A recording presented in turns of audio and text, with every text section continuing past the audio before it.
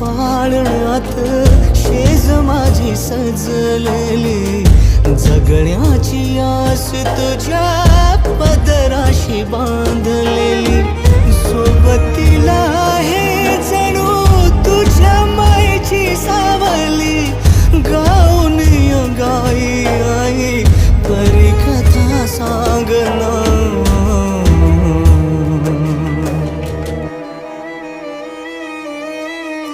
आई